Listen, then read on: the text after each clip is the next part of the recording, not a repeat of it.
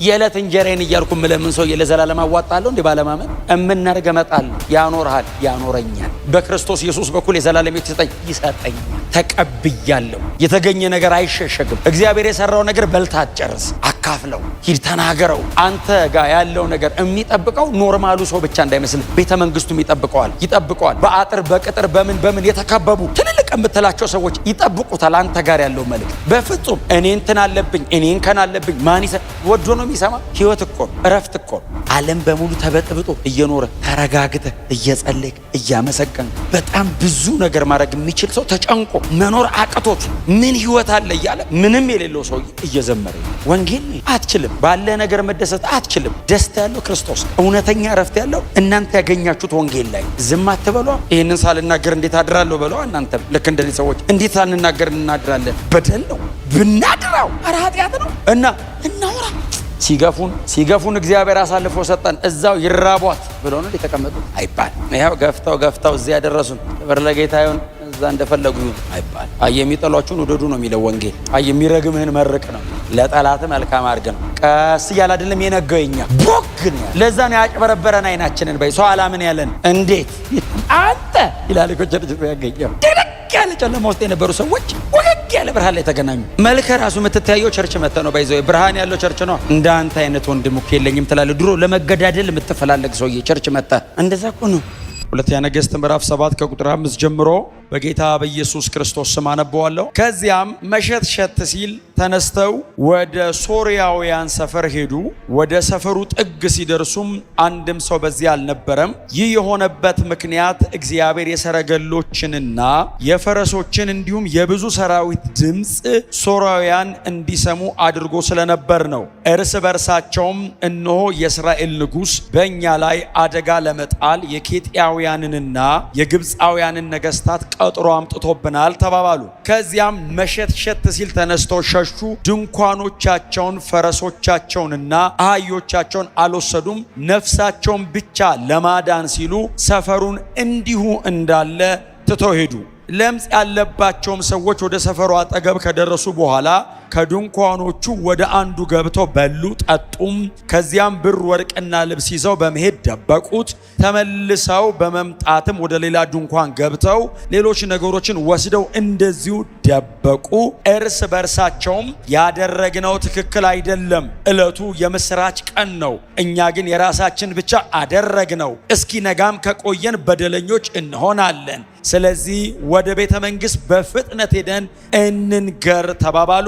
ስለዚህ ሄደው የከተማይቱን በር ጠባቂዎች ጮኸው በመጥራት ወደ ሶርያውያን ሰፈር ገባን። ከዚያም ከታሰሩ ፈረሶችና አህዮች በቀር አንድም ሰው አልነበረም። የማንም ድምፅ አልተሰማም። ድንኳኖቻቸው እንዳሉ ናቸው ብለው ነገሯቸው። የበር ጠባቂዎችም ይህንኑ አስተጋቡ። ዜናውም ቤተ መንግስቱ ተሰማ። ጌታ የተባረከ ይሁን። ክብር ሁሉ ለኢየሱስ ይሁንለት። ሁለተኛ ነገሥት ምዕራፍ 7 ላይ ያለ የጌታ ቃል ክፍል ነው ያነበብ ነው። በጣም ግልጽ ነው። አስረጅም አብራሪም የሚጠይቅ አይነት የመጽሐፍ ቅዱስ ክፍል አይደለም። በጣም ግልጽ የሆነ ሐሳብ ነው። ይሄ ሁለተኛ ነገሥት ምዕራፍ 7 ብቻ አይደለም። በጣም ይገርማችኋል። ከምዕራፍ 6 አካባቢ ነው አይደለም የሚነሳው ታሪኩ የሚነሳው ምዕራፍ 6 ላይ ነው። የነዚህ ሰዎች ታሪክ ብቻ አይደለም። እነዚህ ሰዎች እንደዚህ የሆኑበት ምክንያት ከነሱ ቀድሞ የተከናወነ ነገር አለ። ሁላችሁ እንደምታውቁት በሰማሪያ ረሃብ ሆነ ይላል አይደል? በሰማሪያ ረሃብ ሆነ። ታሪኩ የሚጀምረው እንደሱ ነው። በሰማሪያ በጣም ታላቅ ረሃብ ሆነ። ሰማሪያ ከተማይቱ ተከባ ነበር እና መውጣትና መግባት አይቻልም ነበር። ስለዚህ መነገድ አልተቻለም። ከሌላ ቦታ የሚመጣ ምግብ መግባት አልቻለም። ስለዚህ ህዝቡ መብላት አልቻለም እና በሰማሪያ ረሃብ ሆነ ብቻ ሳይሆን የሚለው ታላቅ ረሃብ ሆነ። የረሃቡ መጠን መጽሐፍ ቅዱሳችን ላይ እንደዚህ አይነት ረሃብ ኖሮ አያውቅም። እናት የወለደችውን ልጇን በልታለች። በጣም ማሰብ ነው የሚያቅተኝ። ማሰብ ታውቃላችሁ። መሞት ምን ችግር አለው? ልጅ መብላት ምን ማለት ነው? እናትየው ሞታ ብላኝ ማለት አይቀላትም? መጽሐፍ ቅዱስ ግን ዘዳግም ላይ ምዕራፍ 28 ላይ እግዚአብሔርን አልታዘዝ ካለ ህዝቡ ይላል ካለው እርግማን መካከል አንዱ የወገብህን ፍሬ ትበላለህ። ባይዘው ከእርግማኑ መካከል አንዱ አምላክን እግዚአብሔርን እምቢ ባልክ ጊዜ፣ ባልታዘዝከኝ ጊዜ፣ እምቢ ካልከኝ የአሕዛብ አማልክት እንደሱ ነው የሚያረጉ። እነ ካሞሽ እነ ሞሎክ የበኩር ልጅ ይታረድላቸው ነበር፣ ይሰዋላቸዋል። እና ሰው ከእግዚአብሔር ዞር ካለ አማልክቶች የሚጠይቁት ባይዘው ስሙንና ክብሩን አይደለም፣ ልጁን ይጠይቁታል። ቀጥሎ ህይወቱን ይጠይቁታል፣ ከዛ ይገሉታል። መጨረሻውም ሲኦል ነው እንደምታውቁት። እግዚአብሔር ነው ልንሞት ጠርቶ በህይወት የሚያኖረን። ሊሞት የጫፍ ላይ የደረሰ ልጅን ጠርቶ እሱን በህይወት አኑሮ ያበዛልሃል። እንደዚህ አይነት አምላክ የኛ አምላክ ብቻ። ምክንያቱም እግዚአብሔር እኛ ጋር ያለው እግዚአብሔር ብቻ ነው። ጌታ የተባረከ ይሁን። እና ልጅ የተበላበት ረሃብ ነው። ቤን ሃዳድ ነበር ንጉሱ በዛ ዘመን። እና ቤን ሃዳድ የተባለው ንጉስ በሚነግስበት ዘመን ሰማሪያ በሶሪያውያን ይመስለኛል ተከባለች። ስለዚህ መብል ጠፋ። የአህያ ጭንቅላትና የዶሮ ኩስ በጣም በውድ ዋጋ ተሸጠ ለመበላት። ዶሮ ጠፍቶ ኩስ፣ አህያው ሞቶ ጭንቅላቱ። ምን አይነት እንዴት አይነት ከርስ ነው! እርግማን እግዚአብሔርን እምቢ በማለት አልታዘዝም በማለታቸው። በዛ ዘመን በሰማሪያ ኤልሳ ነብይ ነው። በጣም ይገርማቸዋል። በዚያ ዘመን በሰማሪያ ኤልሳ ነብይ ነው እና የእስራኤል ሽማግሌዎች በኤልሳ ቤት ይመገቡ ነበር ይላል መጽሐፍ ቅዱስ። ምግብ ኤልሳ ቤት ከየት እንደመጣ አልነገረን። ይበሉ ነበር ግን ኤልሳ ዶሮ ኩስ ይበል፣ ህጉም አይፈቅድለትም። ሰውየው ደግሞ አብሮ አላመፀም። እንደው በእውነት እግዚአብሔር ምድራችንን ይባርክ። አሁን ከልሎ ያኖራችሁ አልልም። እናንተ እየበላችሁ ለምን ሌላው ይራባል? እግዚአብሔር ምድሪቱን ይባርካት። እናንተን ምክንያት አድርጎ እግዚአብሔር በእናንተ ላይ ቆሞ አገሩን ሰላም ያርገው። ለእግዚአብሔር ህጋዊ መቆሚያ ሆነ ነው ቤተ ክርስቲያን። ለእግዚአብሔር ሌጋል ግራውንድ ሆና ከቤተ ክርስቲያን የተነሳ እግዚአብሔር ምድሪቱን አሳረፈ ይባል። እስቲ በእውነት ነው የምነግራችሁ። እና በዚህ ጊዜ አንዲት ሴት ምን ትላታለች? መታ አንደኛዋን ሴት በቃ ረሃቡ ጠንቷል፣ ገንዘብም የለንም፣ ምግብም መብላት አንችልም። ስለዚህ ዛሬ ያንቺን ልጅ እንብላና ነገ የኔን ልጅ እንበላለን። ሰው ከእግዚአብሔር ዞር ሲል ወሬውን ይዩት። ማሰብ የማይቻል ነገር ለስብሰባ ያስቀምጣል። ያንቺን እንብላና ከዛ ነገ የኔ ስትል እሺ አለችና ልጇን አስበልታ አብራ በልታ ነገ እዚች አንረሳ ልጅኛስ አልቻልም አልሰጥም ልጅ በፍጹም ለምን አትሞችም ስትላት ንጉሱ ጋር ልትከስ ሄደች። ቤተ መንግስት እንደው ቤተ መንግስቱስ እንዲህ በቀላሉ አክሰስ መደረጉ አንዱ ኦርዲነሪ ሴት ሄዳ ንጉሱን ፊት ለፊት አገኘችው። ዝም ብላ ሄዳ ንጉሱን ንጉስ አለችው። አቤት አላት። መጽሐፍ ከልብሱም በታች ማቅ ለብሶ ነበር ይላል። ማቅ ልብስ ነው ባይዘው፣ ይሄ ዝም ብሎ እንደዚህ የሚነሰነሰው ብቻ አይደል። ሊትራሊ ልብስ ነው፣ የውርደት ጊዜ የሚለበስ ልብስ ነው። ከውስጡ ማቅ ለብሷል እና ከላይ ንግስናውን ለብሷል። እስራኤል መዋረዷን ንጉስ ማቅ ለብሷል ከውስጥ እና ልብሱን ሲገልጥ ባይዘው ማቁ ታየ። ሐዘን ነው አገሪቷ ላይ። ቤተ መንግስት ረሃብ ገብቷል። ንጉስ አለችው። አቤት አላት። ሰገነቱ ላይ ነው ያለው ታውቃለህ። እሷ ታች ናት። አቤት ይላል። እቺ ሴት ከስሻት ነው ምን አረገች? አንተ ንጉስ ነህ፣ አሁን እንድትፈርድ ተቀምጠሃል። እሱ ራሱ ማቅ አለው ውስጡ፣ ጥያቄ አለበት። ማን ይመልስለት? ትላንትና የኔ ልጅ በላን አብረን፣ አሁን ነገ የእሷን እንበላለን ተባብለን ተነጋግረን ዛሬ አልሰጥም አለችኝ። መጽሐፍ እንዲህ ልብሱን ቀደደ። እግዚአብሔር ያልረዳሽን እኔ እንዴት እረዳሻለሁ አላት። እውነቱ ነው። ቤተ መንግስት ምን ያደርጋላት? እግዚአብሔር ከሰማይ ዝም ካላው እኔ እኮ ቤተ መንግስት ልኑር እንጂ ሰው ነኝ እኮ አላት። እግዚአብሔር ካላገዘ ከየት ይመጣል? እንዴት ነው መረዳሽ? ልረዳሽ አልችልም ማለትና ልብሱን ሲቀድ ማቆጣ ተቀመጠ መሬት ላይ። ከዛ እንደዚህ የሚል መልእክት ላከ ወደ ኤልሳ። ዛሬ ያንተ ጭንቅላት እላይ ላይ ካደረ እኔ ንጉስ አይደለሁም። አንተ እዚህ ተቀምጠ ነው አገር እንደሚሆነው መልእክት ሲያስልክበት ሂዱና ለዛ ነፍሰ ገዳይ ንገሩት አላቸው። ነገ በሰማሪያ አላቸው መልካም ዱቄት መልካም እህል በትንሽ ዋጋ ይሸጣል በሉት። ዛሬ እናት ልጇን የበላችበት አገር ኤልሳ እንዲህ አለ፣ ነገ በሰማሪያ በዚህ ሰዓት ጌታ ቀንና ሌሊት እኮ ቀንና ሌሊት አንተ ነፍሱን አስይዞ እኮ ባይሆን ያርደዋል። ንጉሱ ይገለዋል፣ በማግስቱ ይገለዋል። ንጉሱ መጣ ኤልሳ ጋር።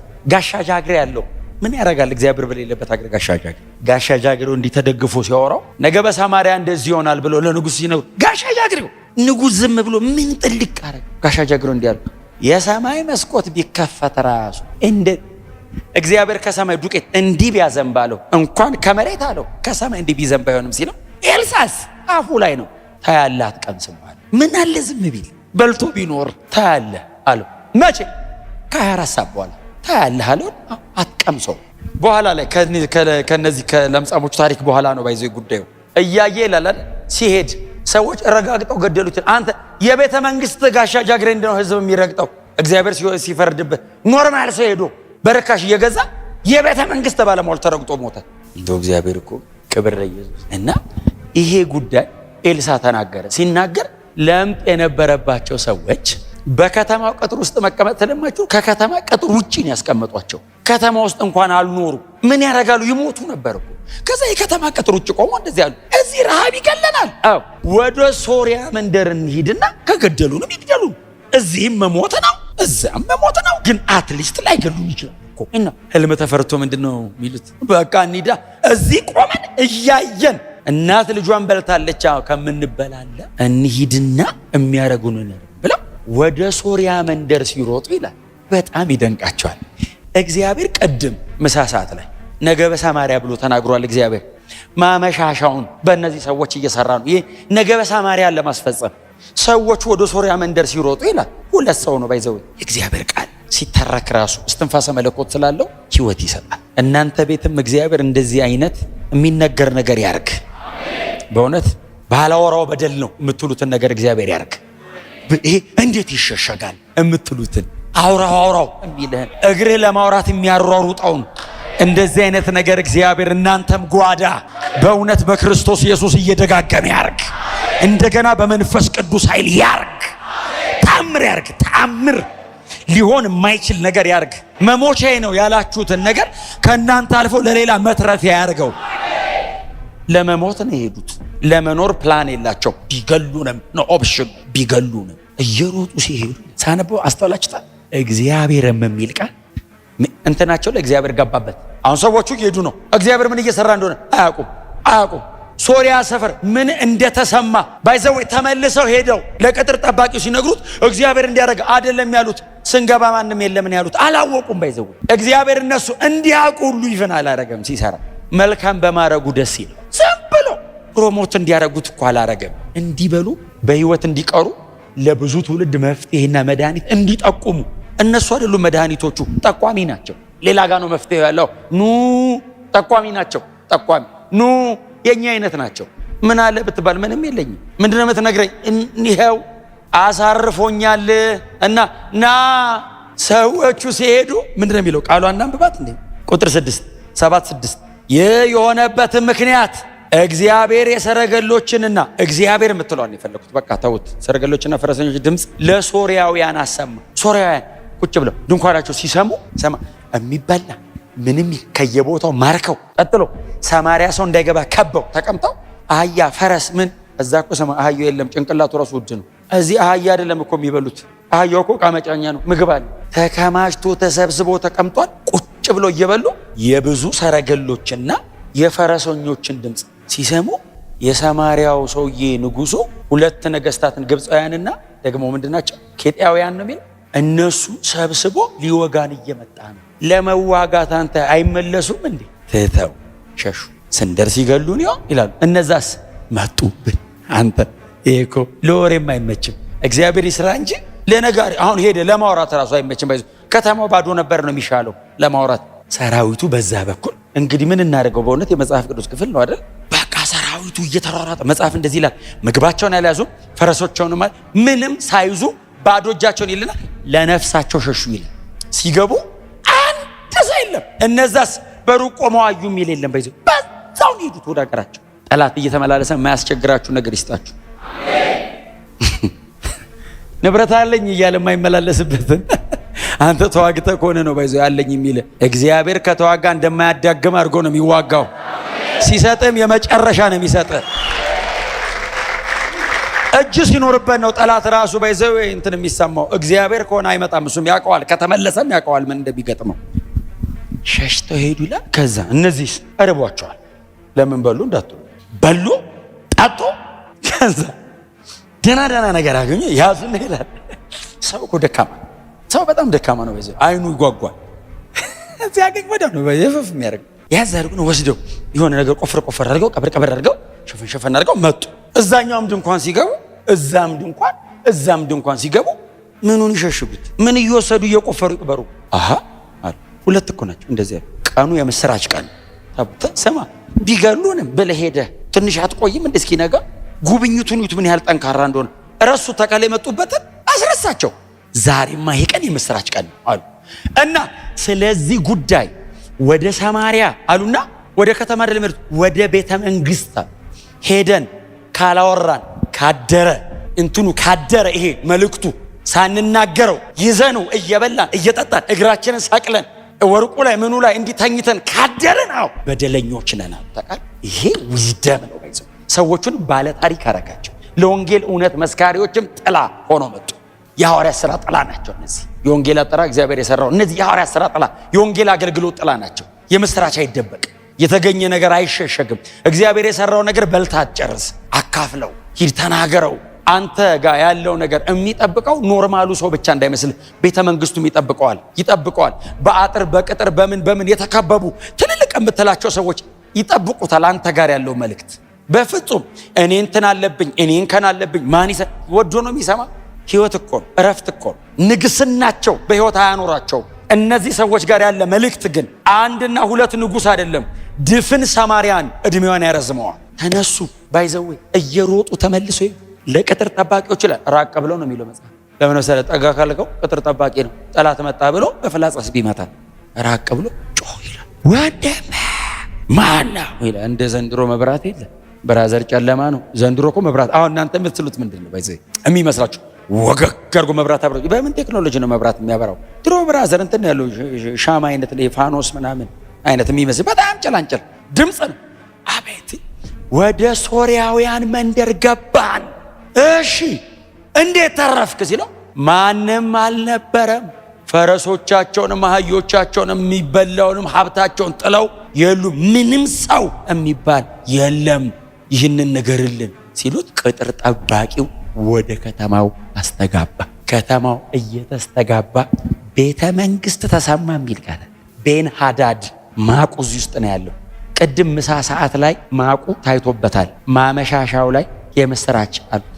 ምን ሶሪያ መንደር አንድ ወታደር የለም፣ ከተማይቱን በሙሉ ሰማርያን መመገብ የሚችል ብዙ ነገር እዛ ተቀምጧል አሉ እና ና እንሂድ ብለውሃል። እነማን ናቸው? ከከተማዎች ያስቀምጣቸው እንዳይመጡ ያልካቸው፣ ከተገኙ ይገደሉ ያልካቸው ለምጣሞቹ ሰዎች።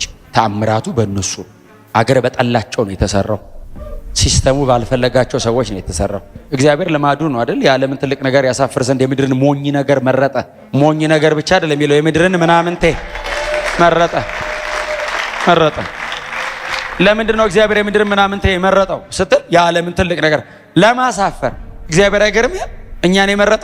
እኛን የመረጠው ሌላ ማን አለ? እኛንን ተመርጠን የመጣን የምድር ሞኝ የተባልነው እኮ እኛ ነን። በጣም ብልጥ ብለን ራሳችንን ያስቀመጥን ሰዎች። መጽሐፍ ቅዱስ እኔ አይደለም መጽሐፍ ሞኝ ቸርች እኮ ነው ሰብስቡ። የምድርን መረጥ፣ የምድርን ምናምንቴ መረጥ ይልና እንደውም እኔ እኮ ምናምንቴ አትሊስት የሆነ ነገር ነው። የምድርን ምንም እኮ መረጥ ይላል።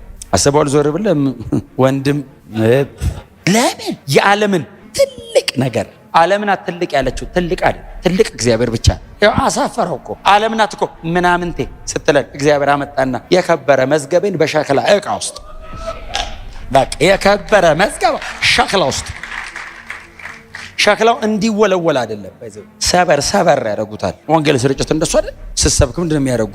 እንዳንተ አይነት ሰባኪ ከየት ይመጣል? ግንባር ነው እንደሚይዝም ሰበር ሸክላው ነው ቶ ሲያደርጉት ብርሃኑ የከበረ ነገር ጋን ውስጥ አታስቀምጥም። ስለዚህ ጋን ውስጥ ነው ያለ እና ሸክላ ነው። ኮንክሪት ቢሆን በምን ይሰብሩት? መሮ እናንተን ይዛሉ። ሸክላስ በእግርህም ስታልፍ ከመታው ይሰበራል። በዚህ እግዚአብሔር የከበረ ነገር ስባሪ ውስጥ ለምንድን ነው ስባሪ የፈለገው? መዝገቡ እንዲታይ። ኮንክሪት የሆኑ አሉ እነሱ ውስጥ አያስቀምጥ። ሸክላ ውስጥ አንዳንድ ብፈለቀቀው የሚያወጣው አለ እኮ ብፈለቀቀው በዚህ ብታገለብጥ ምንም ሸክላ አለ እናቴ ስታረገው ወገግ ህይወቱ ደክሟል። ባኬ ሰው ምናምን ስትል ነካ ስታደርገው በጌታ እኮ ነው። ሰበር ሲል ውስጥ ያለችው ትወጣለች። ደክሜ እንጂ እኔማ የጌታ ነኝ ይላል። እያለቀሰ ይነግርሃል። ክብር ለኢየሱስ ይሁን። እና ሰዎቹ ተናገሩ። ንጉሱና ባለሟሎቹ አብረው ሄዱ፣ አገኙ። ኤልሳ እንዳለው መጽሐፍ እንደሱ ነው እግዚአብሔር ሰው እንደተናገረው ይላል። በማግስቱ ይሄን መልካም ዱቄት ነው የሚለው እኮ ዱቄት ብቻ ራሱ በጣም እኮ ከባድ ነው። መልካም እግዚአብሔር ሲሰራ በጣም ከድቅድቅ ጨለማ ወደ ደማቅ ብርሃን ያመጣል። ቀስ እያለ አይደለም የነገው የኛ ቦግ ነው ያለ። ለዛ ነው ያጭበረበረን አይናችንን በይ ሰው አላምን ያለን። እንዴት አንተ ይላል እኮ ቸርች ያገኘው ድቅድቅ ያለ ጨለማ ውስጥ የነበሩ ሰዎች ወገግ ያለ ብርሃን ላይ ተገናኙ። መልከ ራሱ የምትታየው ቸርች መተ ነው ባይዘው ብርሃን ያለው ቸርች ነው። እንዳንተ አይነት ወንድም እኮ የለኝም ትላለህ። ድሮ ለመገዳደል የምትፈላለግ ሰውዬ ቸርች መተ እንደዛ እኮ ነው። ትላንትና እናት ልጇን በልታ ዛሬ መልካም ዱቄት በጣም በርካሽ ሲሸጥ ንጉሱን አስብ።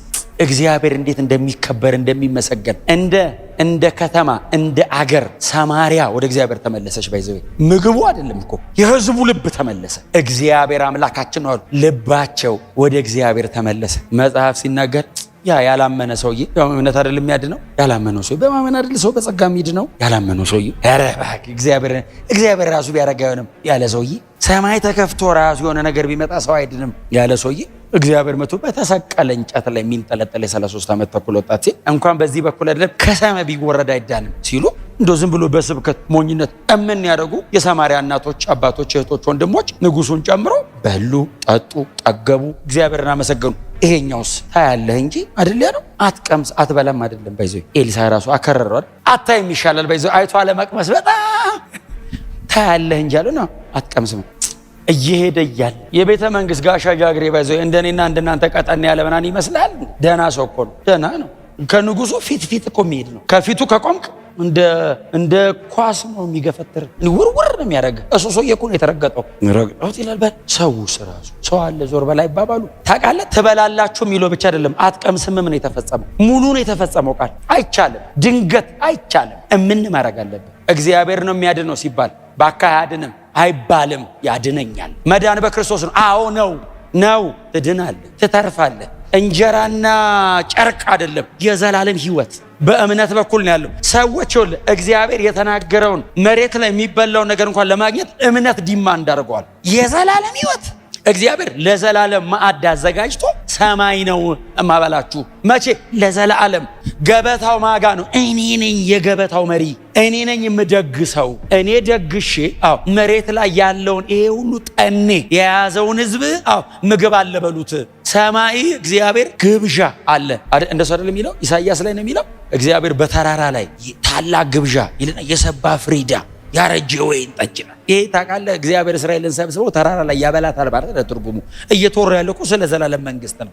በተራራ በከፍታው ላይ እግዚአብሔር በራሱ ቦታ በሚያደርገው አደራረግ ህዝቡን ሰብስቦ ይመግበዋል፣ ያኖር። እግዚአብሔር አኗሪ ነው እኮ ነው። በክብር አኗሪ ተንከባክቦ ያኖራል ነው።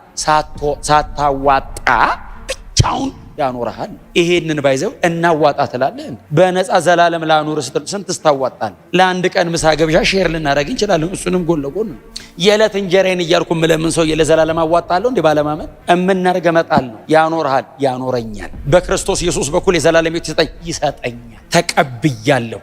መሬት ላይ ላለ ሰው ምንድን ነው የምስራች? የት ነው የምንጠራው? ቸርች። የዘላለም መንግስት ተወክሎ የተቀመጠው በቤተ ክርስቲያን። ስለዚህ ቸርች ልክ እንደ ኤምባሲ ናት ቸርች አይደል? ቪዛ፣ የዘላለም መንግስት ቪዛ ያለው እኮ በክርስቶስ ኢየሱስ ደም በኩል እግዚአብሔር ልጁን ኢየሱስን የሚገልጠው በቤተ ክርስቲያን በኩል። ስለዚህ ና ብራዝ ለዘላለም ርስት ማረጋገጫ ዋስትና ተቀበል። ክብር ለኢየሱስ ይሁን። እነዚህ ሰዎች ብዙ ይመክሩናል፣ በጣም ብዙ ይመክሩናል።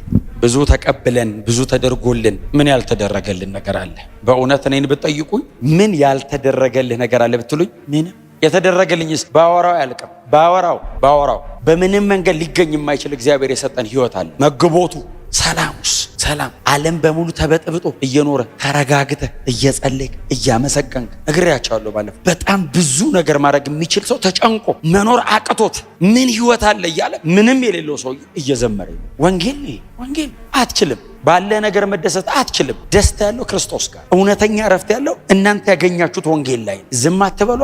ይህንን ሳልናገር እንዴት አድራለሁ በለዋ። እናንተም ልክ እንደኔ ሰዎች እንዴት ሳንናገር እናድራለን? በደል ነው ብናድራው፣ ኧረ ኃጢአት ነው እና እናውራ። ሲገፉን እግዚአብሔር አሳልፎ ሰጠን። እዛው ይራቧት ብለው ነው የተቀመጡት አይባል። ይኸው ገፍተው እዚያ ያደረሱን። ክብር ለጌታ ይሁን። እዛ እንደፈለጉ ይሁን አይባል። የሚጠሏችሁን ውደዱ ነው የሚለው ወንጌል።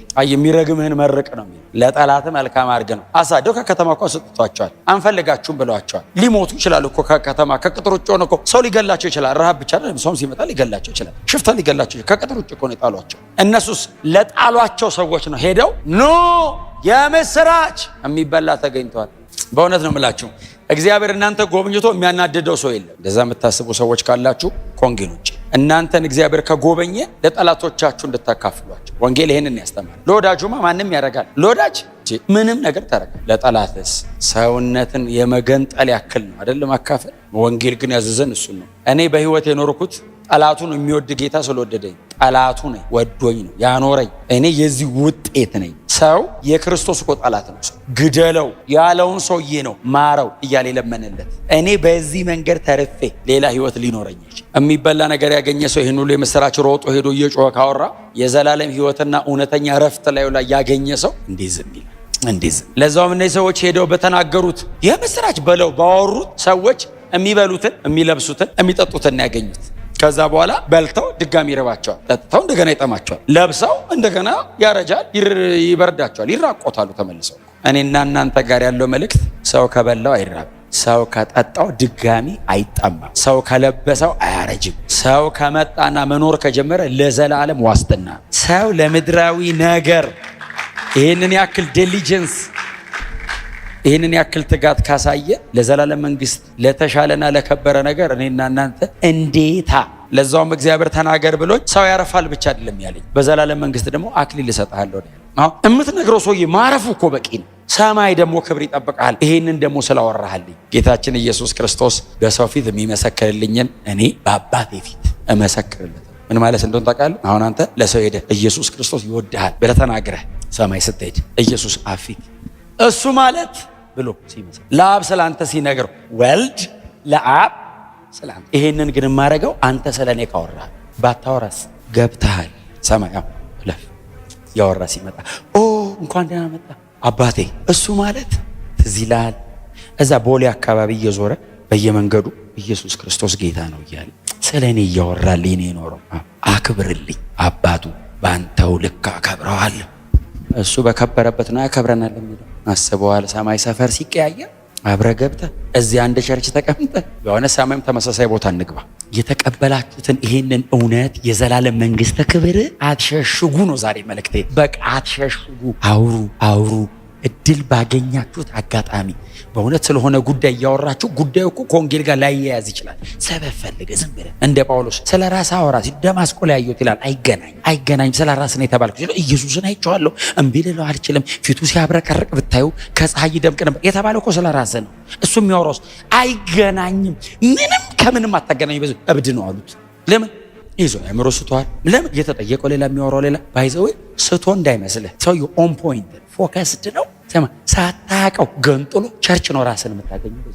ስቷል፣ አብዷል ያሉት ሰዎች ናቸው። ንጉሱ እኮ ነው ታውቃለህ፣ እንፍተው ያለው የሚያስገድል ጉዳይ ገነጠለው ታውቃለህ። ሰበብ እየፈለገን እንደዚህ ያርገን ጌታ በእውነት። ይሄ ሁለተኛ ነገሥት ምዕራፍ 7 እኮ ሐዋርያት ሥራ ነው። በቃ ሐዋርያት ሥራ ደግሞ በነ ጳውሎስ በነ ጴጥሮስ ዘመን ተጀመረ። ክፍቱ ነው አይደል መጽሐፉ እኮ ክፍቱ ነው። ጳውሎስ ሮም ተከራይቶ በነበረበት ቤት ነው የሚለው። ስለዚህ አንተ አዲስ አበባ ቀጥለው ነው። ስለዚህ እኔና እናንተ ተያይዘን ወንጌል እንስራ። ይሄ ወንጌል ስርጭት ቲምም አለ፣ ከነሱም ጋር አብረን እንስራ። ቀጥሎስ ለብቻችሁ የምትሰሩበት ቦታ፣ የምትማሩበት ሰፈር፣ የምትኖሩበት አካባቢ አውሩ ስለ ኢየሱስ። በጣም የምትወዱትን ሰው ምግብ ብቻ ጋብዛችሁ አትልቀቁት፣ ስለ ኢየሱስ ነገር። አየህ ጥሩ ነገር አውርተህ ለአእምሮ የሚመች ነገር ብቻ አውርተህ ቻው ለምን ትባባላለህ? ዛሬ ወንጌል ነገረው ቢጠላህ ከሆነ ቀን በኋላ ያመሰግንሃል። ያኔ እኮ አንተ ነግረኸኝ ነው ይላል። በሰማይ እግዚአብሔር ደስ ይለዋል። በዘላለም መንግስት ክብርም ይጠብቃል። ክብር ለኢየሱስ ይሆን። ስለዚህ ሰው ምን ይለኛል ብለን የሰውየው መዳኛ እንደብቅበት። ሰውየው ወደ ሲኦል እየሄደ እንዴት ነው እኔ ወደ ህይወት እየሄድኩኝ የምደብቀው? የሰማነውን በልባችን ያቆይልን፣ ህይወት ቃል ያሰማልን፣ መንግስተ ሰማይ ያወርስ።